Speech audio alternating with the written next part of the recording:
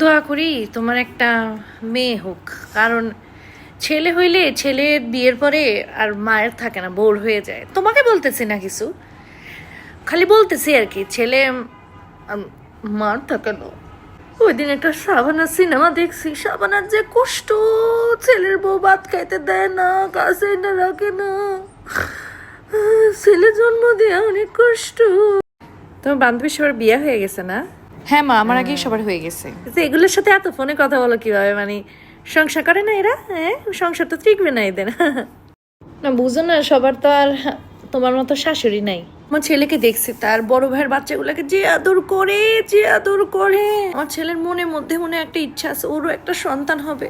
তোমাকে প্রেশার দিতেছি না, খালি বলতেছি। আগে আমার ছেলের ডিম বানাই দিলে প্লেটটা এমনি সরাই দিত, আম্মু ডিম খাবো না, ডিম খাবো না। এখন তুমি দেখি জানি না কি জাদু করছো, শুকনা মরিচ মাখাই দিলেও দেখে খায়, বলে কি না ও তো কাজ করে, ওর জন্য হেল্প করতে হবে। মা যা পারে নাই বউ এসা করছে না, ভালো ভালো। শাবানা সিনেমায় এভাবে আস্তে করে ছেলেটা দূরে চলে গেছিল।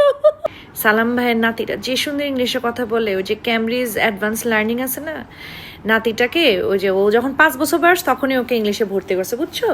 5 থেকে 11 পর্যন্ত যারা আছে ইংলিশ শিখতে চায়, বাচ্চাদের ইংলিশে কথা বলতে চায়, talking in English, sleeping in English, writing in English and everything in English, তারা এই কোর্সে ভর্তি হয়।